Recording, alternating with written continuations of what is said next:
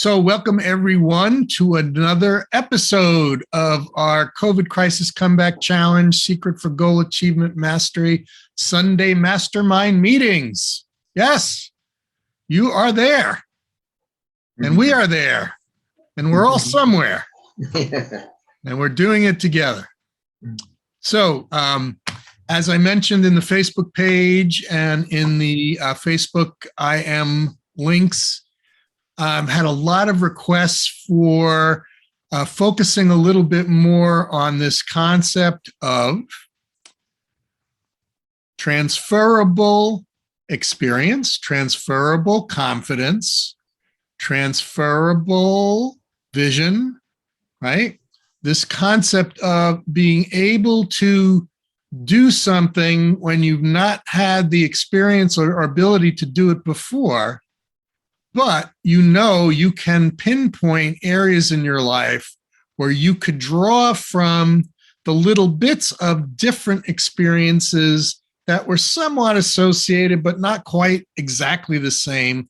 But we can take them and we can piece them together in a brand new necklace that when we're done with it, completes enough experience for us.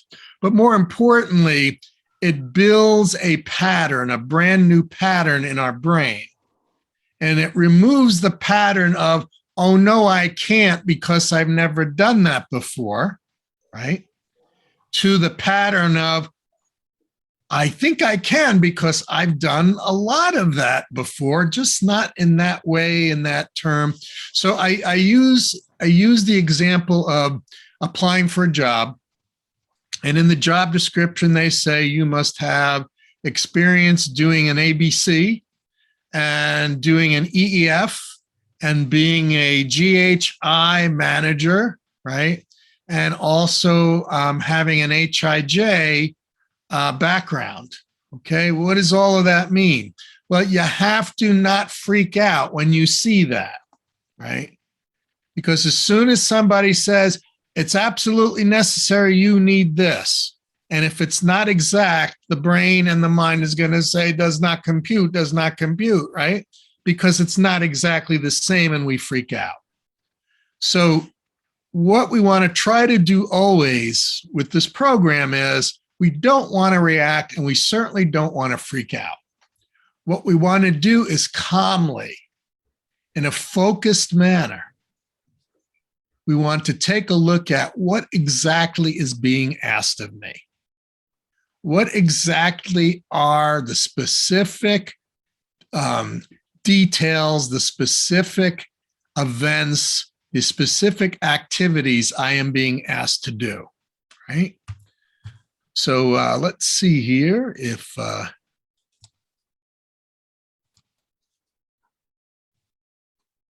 you all see that screen share? Yeah. All right. So the first thing is we want to take a look at what is the specific goal or achievement you desire, okay? Right? Just like I desired a couple of years ago, I wanted to be doing this. I wanted to create online courses. I wanted to teach masterminds. I wanted to have a tribe of people who wanted to learn the skills needed for goal achievement mastery, right?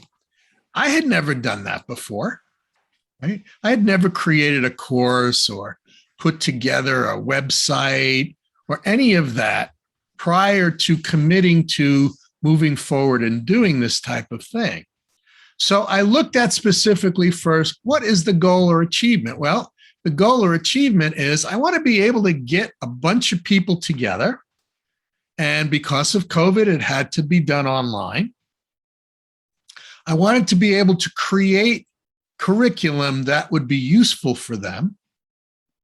And I wanted to be able to deliver that curriculum online in a recorded fashion with workbooks. Okay. So do you see where I started to make the what, the goal, much more specific? Right? Because becoming an expert and having an expert group and having an online academy, which I have now. Before I could do that, I had to experience each piece and look at, first of all, what were 5 key components of that achievement? Well, I needed to learn how to use Zoom, right? I needed to have and develop a core foundational process or framework. So for me, that started with the COVID Crisis Comeback Challenge and the 3 C's, right? The 3 C's: concentration, creativity, and collaboration. So that became a component, a key component, right, of my achievement. From there, right, I started developing worksheets. I started developing from the worksheets, I started developing workbooks. And from the workbooks, then I started developing the master classes. Okay. Now, again, I had never done that before, but step by step, I started creating this by knowing that I've created a million workshops in the past with curriculums. I've created a million PowerPoints. I've created a million worksheets, right? Right. I knew basically how to create a very basic website. I could build on that, right? So that's when I began to look at, okay, I've got these key components. I need to have an online platform. I need to develop courses. I need to develop workbooks. I need to have a place to record classes, store them. I need to have an e-commerce site, a store that can sell this, and then be able to deliver this to people, right? It's very specific components. And then I look back on what are 5 things that you successfully completed in the past that were similar. So to stop the mind from freaking out, oh, I've never done this before, I can't do it.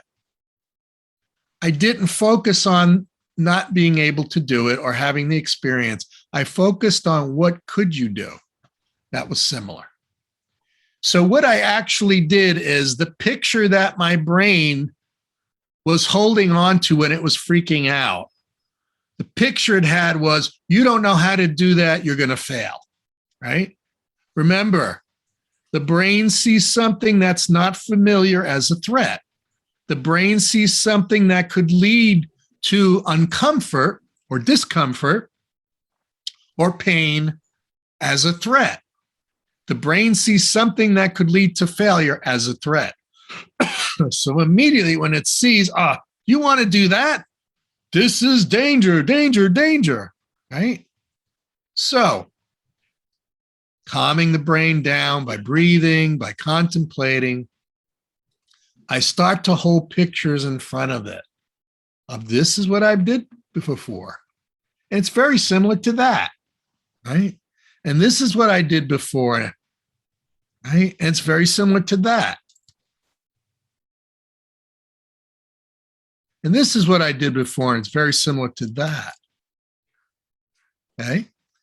Then the next step I did was, before I've completely developed the skill to do these things, I want to go into the future and I want to imitate the successful carrying out of those tasks. Okay. But I want to do it by imitating the desired task with the task I already know how to do. So this is where you would go into your boardroom. You would have up on the screen yourself into the future, having mastered these activities required of you,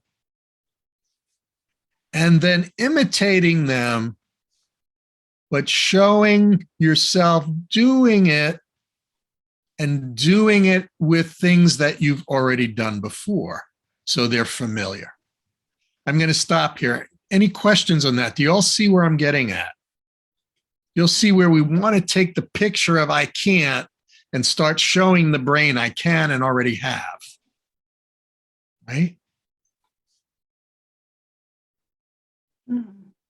See, in wanting to lose weight, one of the things I'm doing is I'm fooling with my brain. My brain has patterns that in order to be happy, I need to eat a lot of carbohydrates, bread, pasta, pizza, right? That's been programmed in my brain since I was 2 years old. I'm Italian, right? Happiness is carbs, Yeah. right? So I've had to find those same type of carbs, but I've had to find replacements that don't create the fat storage, don't break down into sugar and are stored. So I have found replacements for the bread and the cake and the cupcakes, right? And the pasta. So I show my brain, yeah, I'm enjoying eating those noodles, and I'm enjoying eating those hamburgers with those big hamburger rolls. And look, I have a cupcake every night. It's chocolate cupcake, right? And I have whipped cream on it, but it's coconut whipped cream. But the brain says, oh yeah, okay, that feels good. That's all right. Okay, you're not taking away anything from me. This is all familiar. It's okay. I'm not freaking out. And then I do it the next day. I do it the next day. I do it the next day. And the brain just kind of says, I'm happy. You just keep doing it and I'll be happy. But in the meantime, I've replaced the destructive thing with a constructive thing. Replace the destructive with constructive, but the brain still thinks and feels it's the same thing. I'm going to stop there again. Do you see what I'm talking about? Replacing it with something the brain sees as the same thing, but it's not having the negative effect.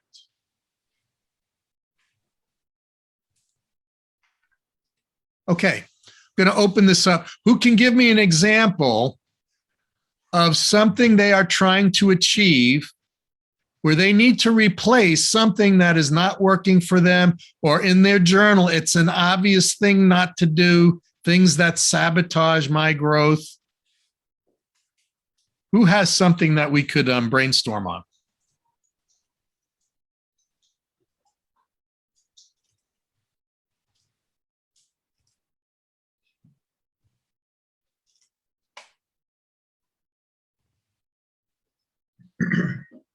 I'm looking, but I'm not seeing.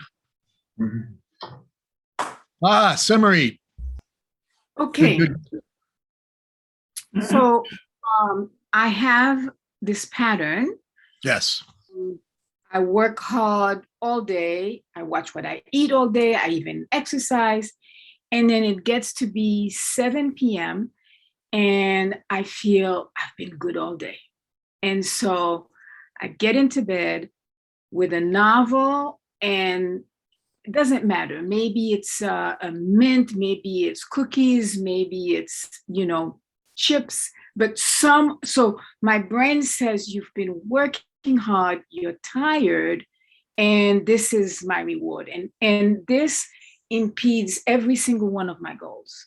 My goal to be more in touch with my body and health, my goal to, it would be okay if I rested for half an hour or even an hour and then did something on the goal of creating my course, or my goal to be more present with my husband and develop it. So any goal you want, these hours from 7 to midnight, I need to reclaim. And they're being filled up now with a kind of escapism pleasure, whether it's reading, eating, or actually it's reading and eating both. It's a kind of a complex little thing that my brain created. Okay. All right, let's take a look at that. So first of all, happening at the end of the day, let's just look at that metabolism wise, okay? My wife can attest to, I got into a pattern, this spring and this winter where, I shut off the computer at 8 o'clock and, we sat down and we said, okay, we're going to veg a little bit, watch a little TV, get rid of the stress, and then get ready to go to bed.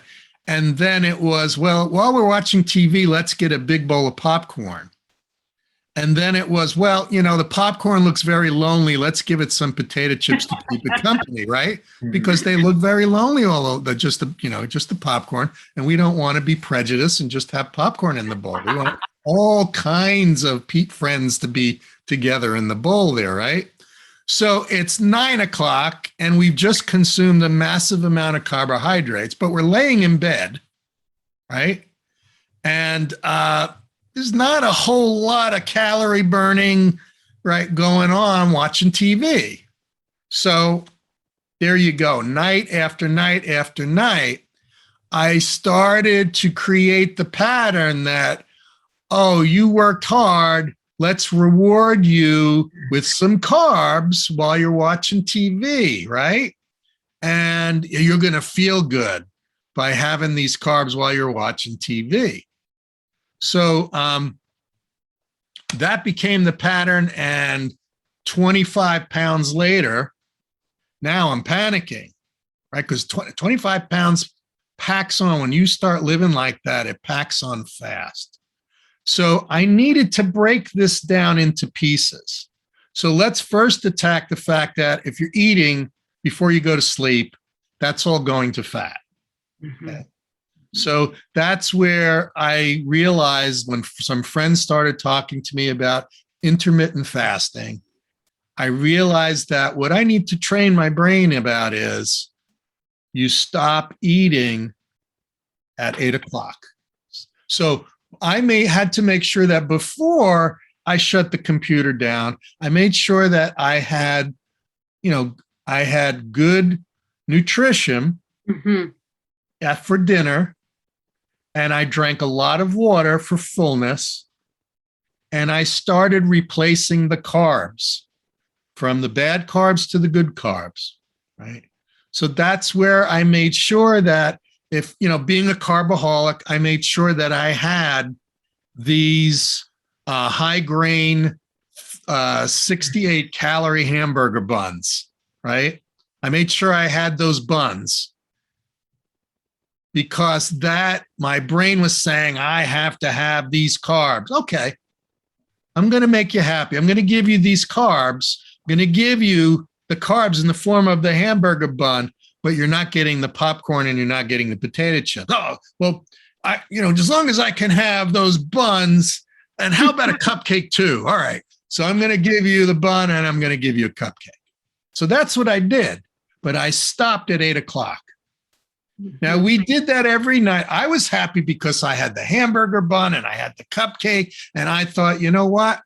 I will gladly trade a bowl of popcorn for hamburger buns and cupcakes every day.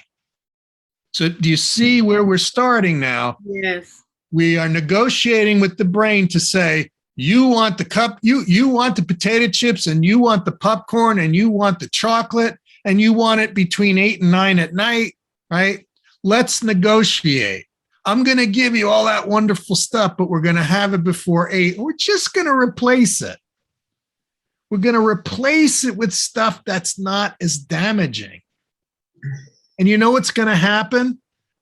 See, not only you're going to be healthier, but you're thinking you won in this deal. You won in this negotiation. The brain is thinking, I won. I won because I have the hamburger bun and I have the cupcakes and, I'm happy. See, but now you stop eating at 8 o'clock. If you don't eat a lot of carbs and you don't eat a lot of protein, you don't eat until lunchtime, right? Maybe if you have to, have a little bit of fruit in the morning, just a little bit, have a lot of water, right? You're going to start to train your body that I stop consuming, over-consuming, and now I'm in a new pattern now. So now I'm in a new pattern. 8 o'clock, I'm done. My body knows that. My liver is celebrating like you can't believe because it was so overtaxed by having to digest stuff all night long. And then when it's almost exhausted, I get up early in the morning and I start having bacon and eggs and toast, right? And the liver is saying, I need a vacation or I'm divorcing you, right? It's about to go on strike. And it was about to go on strike. So I'm trying to illustrate this idea of creatively looking at the patterns you're in. Mm-hmm. And we first start with negotiating with the brain and we start replacing things, right? Start replacing things. Then the next step is when the brain starts to say, well, I don't know if I can keep doing that. Then we move into using our journal. And we making those things specific every day in our journal. 3 goals. Stop eating before 8 o'clock at night. Exchange the potato chips and pretzels and popcorn for having some 0 carb noodles and 0 carb hamburger buns and extremely low carb cupcakes for dinner, right? That's part of your things to do, right? Mm-hmm. And instead of starting out with a big giant breakfast with lots of carbs and fat and stuff like that, a light breakfast, a smoothie, some vegetable juice or fruit juice, just a little bit with a lot of water to get into this groove to allow you to detox, right? So stop here. Any questions about what I just did? Because do you see the negotiation that was going on with the brain? And do you see the substitutions that were being made and the utilization of your journal to create this as a ritual? See, the brain loves ritual, right? The brain loves ritual because ritual is a pattern and the brain is designed to operate on patterns. Patterns are programs. You pull one floppy disk out and you put another floppy disk in. Those are patterns. That's how the brain works. So we have to show the brain 2 patterns and make them look exactly the same or the new one looking like it's better. Well, that's better, right? Because how many people don't want version 2 of what they have, right? Or the deluxe or the supersize, right? How many people don't want that? We all want the better one, right? The better version. Nobody goes to a store and says, oh, do you have any beat up, torn apart, run down, used ones like that, right? I'd rather buy that new and pay the same amount of money, right? Nobody does that. Nobody does that. Do you see where I'm getting at, Semarite? Yes. Okay. So between negotiating with the brain, showing it the same or similar things, but replacing the damaging ones with the healthy ones and recording it and making it a ritual. I've now logged 357 meals in a row, right? To create that ritual in my brain that I'm watching what I'm putting into my body. I'm making sure that if I grab a handful of pistachios, I write them down and now my allowable calories have decreased. Right? It's okay. I don't deny myself the pistachios or I don't deny myself the pear or anything like that. But I'm watching and I'm trading with my brain. I'm trading off. We negotiate. Brain says, I really want that extra piece of fruit, or I really want that thing. Okay. I really want bacon on my hamburger. You can have the bacon. Right? You can have the bacon. But you know what? You're going to have a smaller portion at dinner time of that steak. All right. Yes. Yes. Okay. Jocelyn, what do you think of that? Do you think that makes sense? Um, yes, I think it makes sense. In fact, I've been practicing this type of things, and I'm having a late breakfast or sometimes just 2 meals a day as a result of, and I did lose quite a bit of weight with that, I must say, at the beginning. The only thing that came to mind is that there is a difference between men and women in the metabolism, and women have to take that into consideration. The amount of fat that we need, especially when we're getting older. Also, the fact that the sugar, if we already like on the verge of hypoglycemia, if you go from 8 o'clock with nothing up to, let's say, 10 o'clock, 12 o'clock, the sugar is going to peak down and you're going to feel kind of depressed, or you're going to feel like you're not yourself, especially if you work. As you go to work, it's going to create another stress. So I guess there is a time of, so I think we have to take that into consideration. I don't think we do it enough, the difference between men metabolism and woman metabolism and what each of us need. Yeah. The other factor also, I think that we have to take into consideration is the cortisol. Yes. I think when the cortisol peaks high, it's very high, it's like a drug. You can almost not control eating. And so you have to take that into consideration as well, because, after a day of work, I understand as well is the stress of the day, of the pressure is gone. The cortisol could be high though, depending on the kind of challenge you had in the day. And somehow, because it is high, you will want to eat.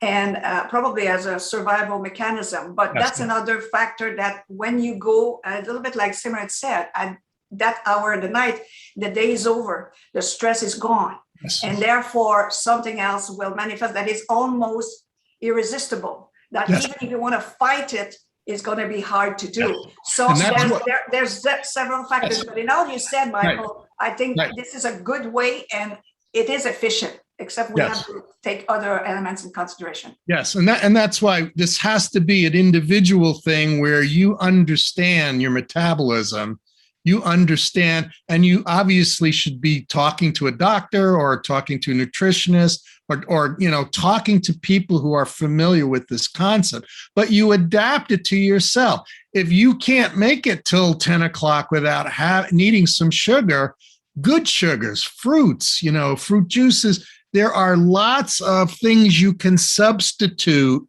that will be healthy for you, but still keep your sugar levels, your glucose levels at a healthy level. You can work and figure those things out. My point is about not becoming a slave to the pattern that is destructive and that is creating ill health, but developing new patterns that are constructive and are creating positive health. Absolutely.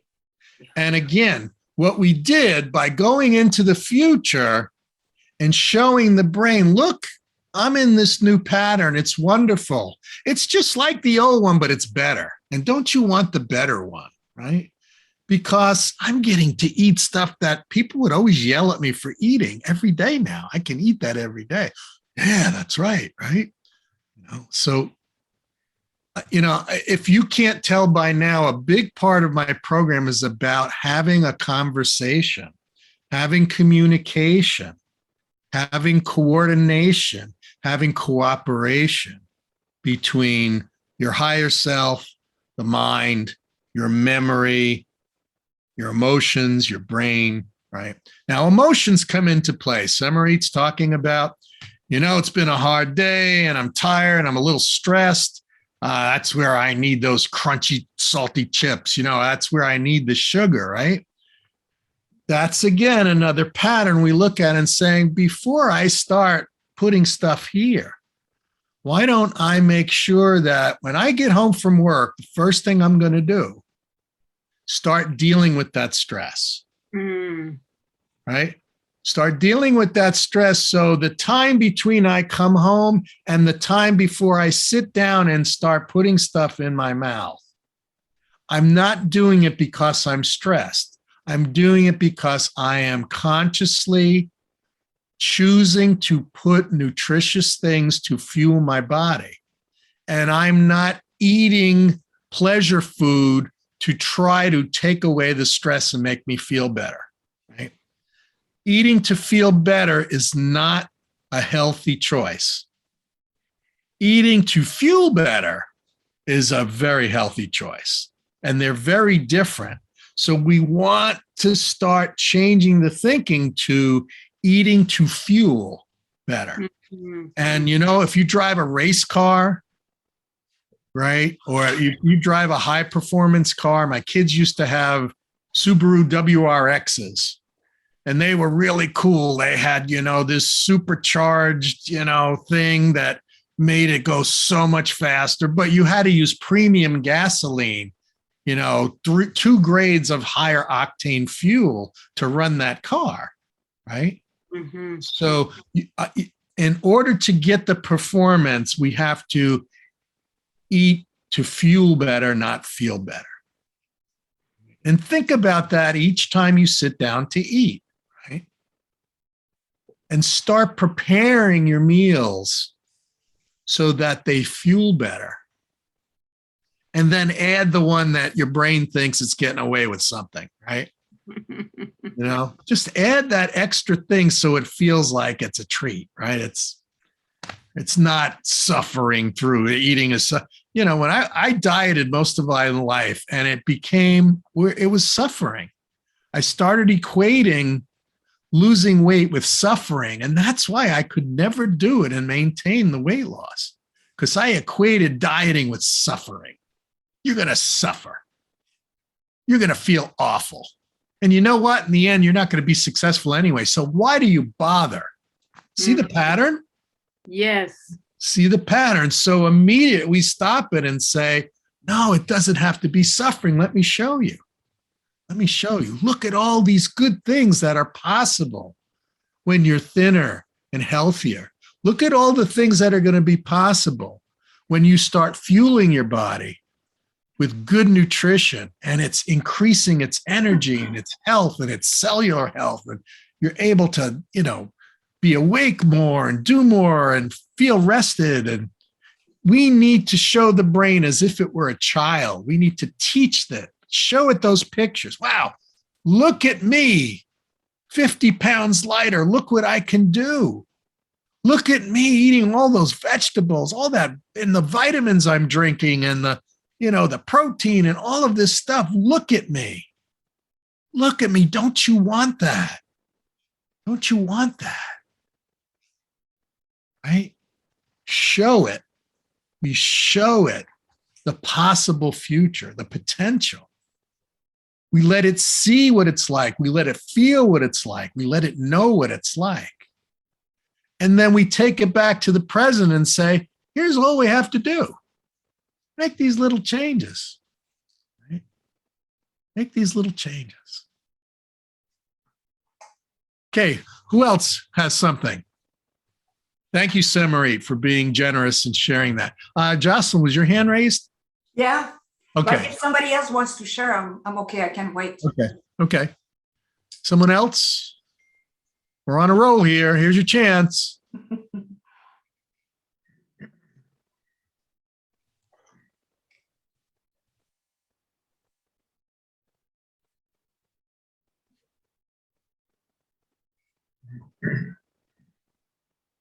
Emily. I'll jump in. I was thinking, I just got the idea to try your technique with something else, of negotiating. I liked that idea, and it just popped in my mind that I might try this with, because I have an issue with having to get up so early. I get up at 6:30 in the morning, which is early for me. You know, like 8 o'clock used to be early. So 6:30 is really early, you know. And I'm a night owl. So I've always done like my best work at night. And, you know, I get really creative, and I've just got a lot of stuff I'm trying to finish. And, you know, there's always like projects that, oh, let me do that, let me do this. And so I've been really working on getting myself to bed at a certain hour so that I can actually function. Because what happens if I start losing sleep, I start getting really drained. I'm less interested in the things that I'm doing because I'm just tired, and then I get sick, and on and on.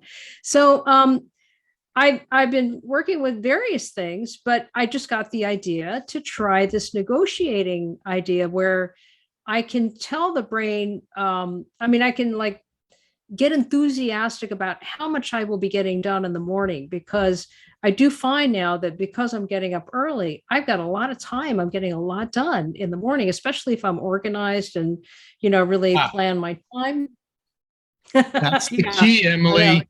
Yeah. That's the key, Yeah, right? exactly. The reason we don't get as much done before it's time to close the books for the day is because of our organization, right? Mhm. So if we're more organized, planning for an entire week, when we get up in the morning on Monday, we have it all laid out.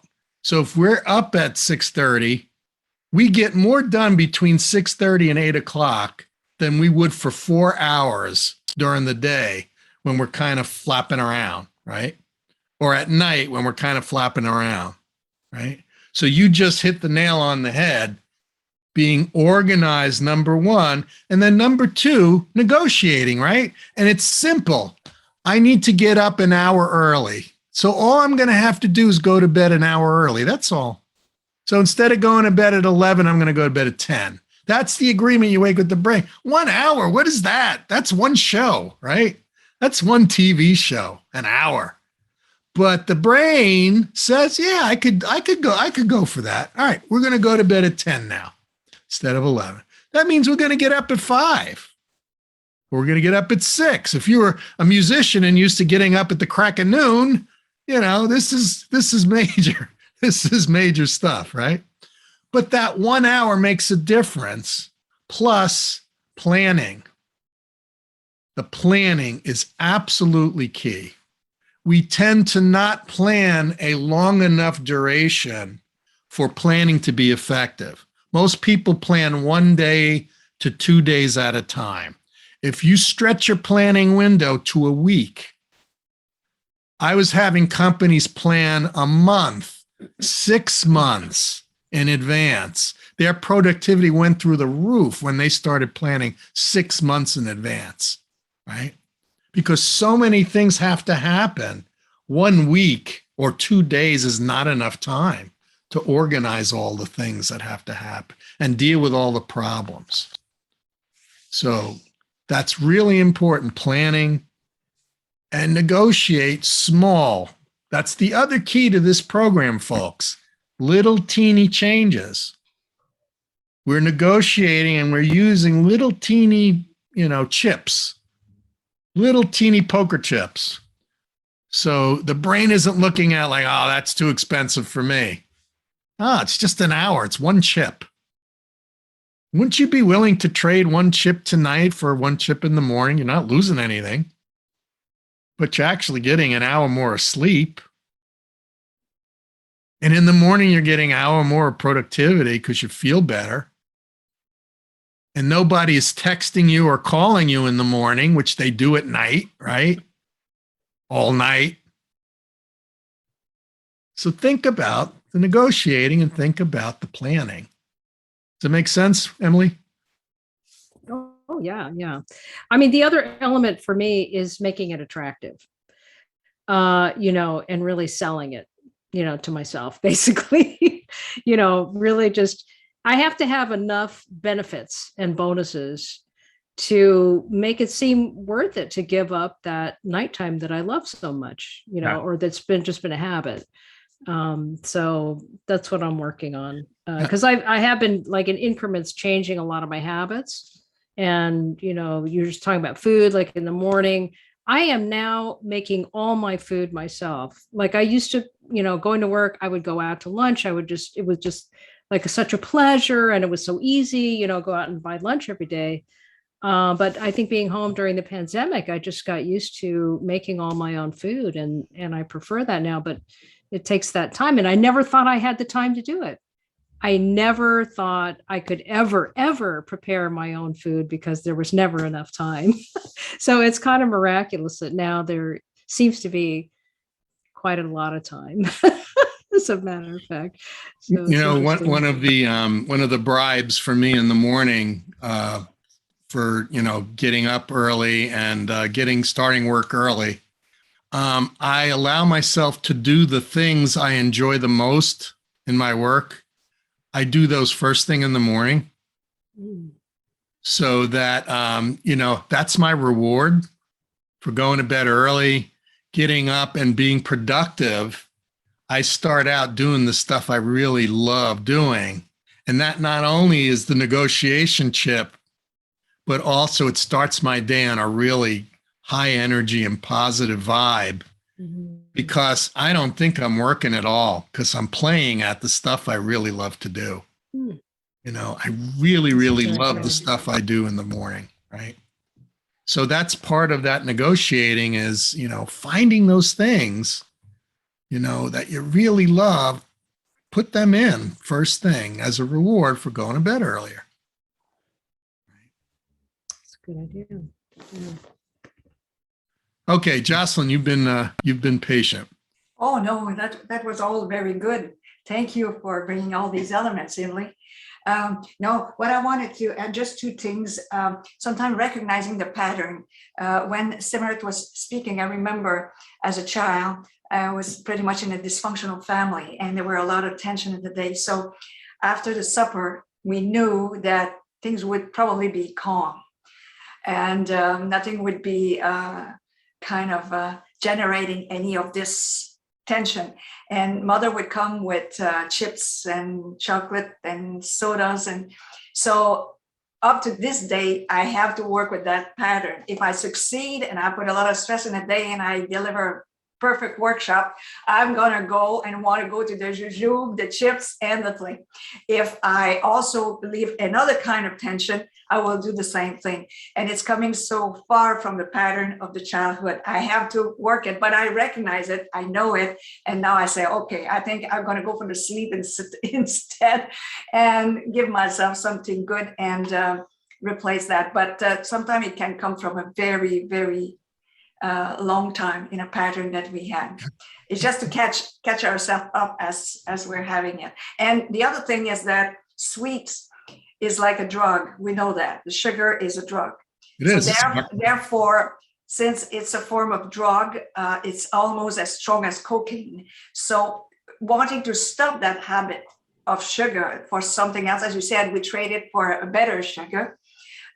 It's something to relearn, because it's chemical. It's not just brain. It's not just habit. It's chemical. We lack it. We don't have enough of that drug at one point, and we want to go and get it. That's when the peak of the sugar goes down. So that's another factor.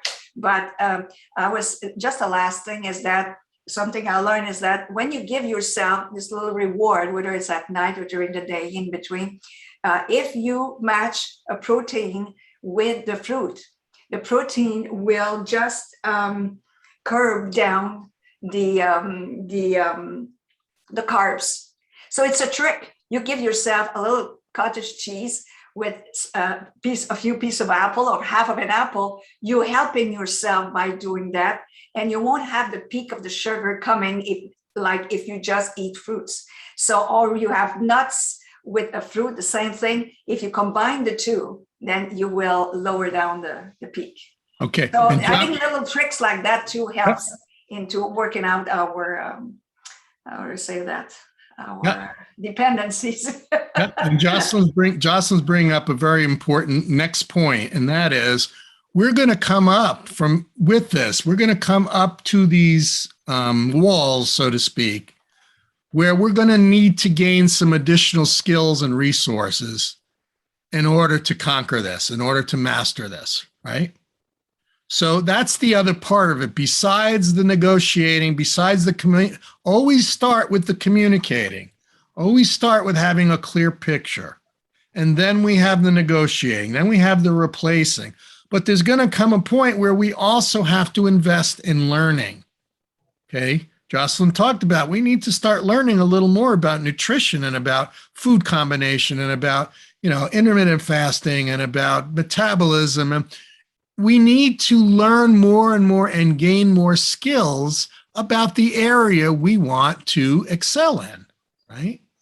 Anyone who has mastered something invests a tremendous amount of time, not just in physical effort of doing, but also in upskilling and learning and getting additional resources, right?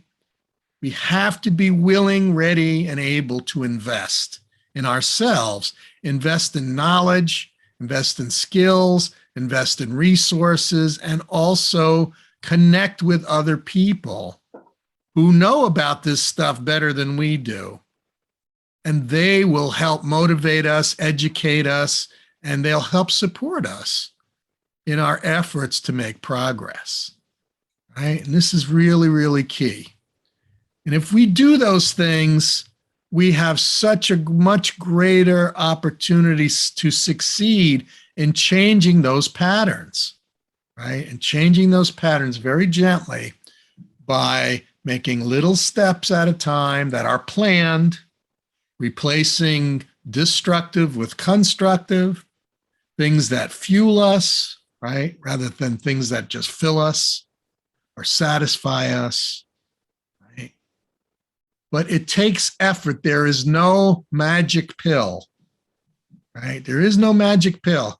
There is no magic wand, right? There is no deity that if we put a dollar in a box, there's no deity that's going to come. There is no good tooth fairy that's going to come and put our goals achieved under our pillow. It doesn't work that way.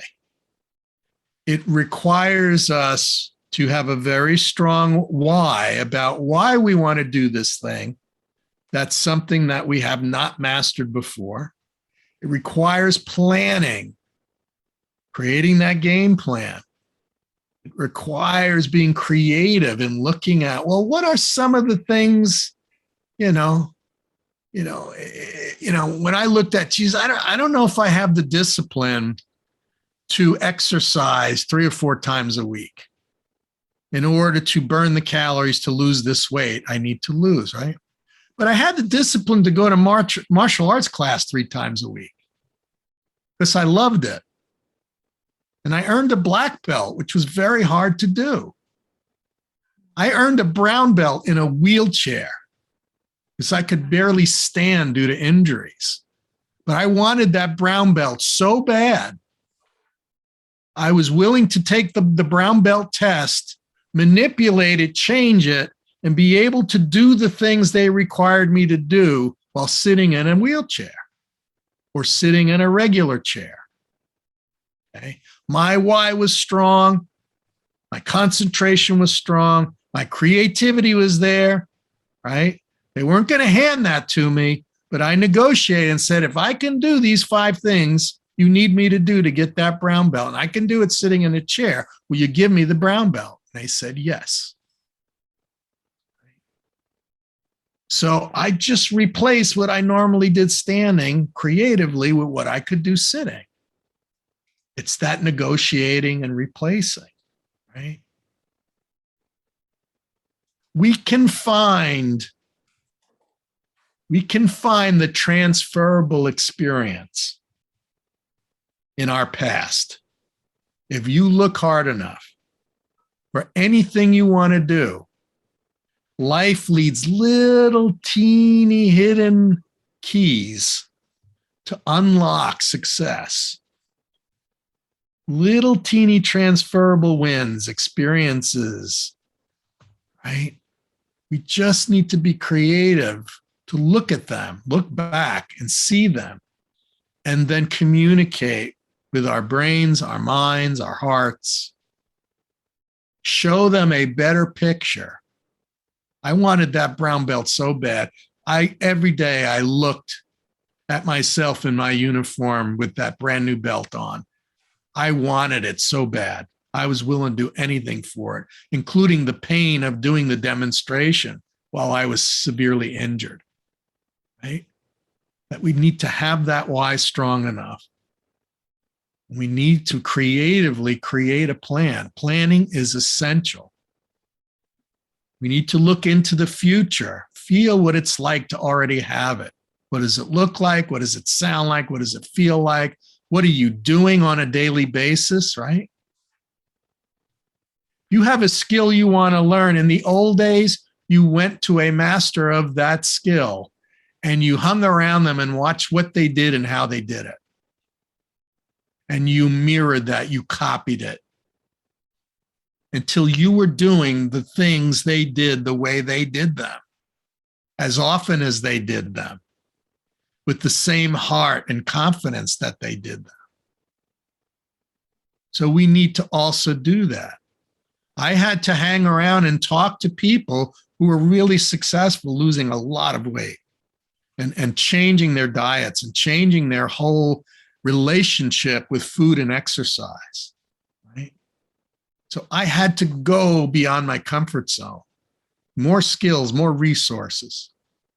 So we all have to do that. If we want to be more than we are right now, we have to do more than we're doing right now to become more than what we are. And we can find the parts of us that already know how to do these things and put them together. We can find that, go back in the past, bring it into the present, then show the present the future and bring that confidence back from the future into the present. And then plan well. Consistently follow the plan. Consistently journal step by step what it is you're doing that's working. What are the things that you know you shouldn't be doing? Things to do, things not to do. People, places, things that support your goal. People, places, things that sabotage your goal. How should I celebrate at the end of the day being successful? Not with the big bowl of chips and chocolate and popcorn, but with something else that's equally as satisfying, but not as damaging before 8 o'clock at night. Okay, I gave you a lot of things. You probably said, I knew all of that. But how many of us have put all of those pieces together in one place to see that this is a plan for success? It takes planning. It takes communication. It takes negotiation. It takes cooperation. It takes upskilling. It takes more resources. It takes a strong why. And most of all, it takes getting up and doing something. Not thinking about it, not talking about it, doing it. And I find that that's the greatest challenge of all. We have a lot of really intelligent people who know a lot of things and can talk about a lot of things and quote a lot of things. But where we fall short is in the planning and the doing. Become doers. When we're doers, we create success. Success creates momentum. Momentum creates more success and pride and confidence. And the more confident you are, the more you're able to do things you never thought you could do before. Yes or yes? Yes. Yes.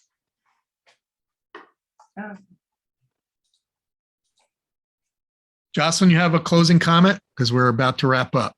Okay, yes, I was just saying, in Japanese psychology, we say the one who do can. It's simple, but it says everything. I have that on my poster for years. The one who do can. Right. And that negates the I can't, right? That's the other thing we want to be very observant of is our thoughts and our words and our actions. When we start replacing the I can't with I can because I did, not only did I did in the past, little bits of it, but if you look into the future, already goal achieved higher self, I did in the future. Therefore, I'm capable. I have it inside of me. So we replace that word I can't with I can, I did, I will, I have. Just those little replacements of thoughts and words make a tremendous difference.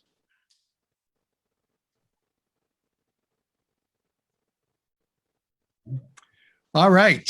Well, thank you for being here tonight.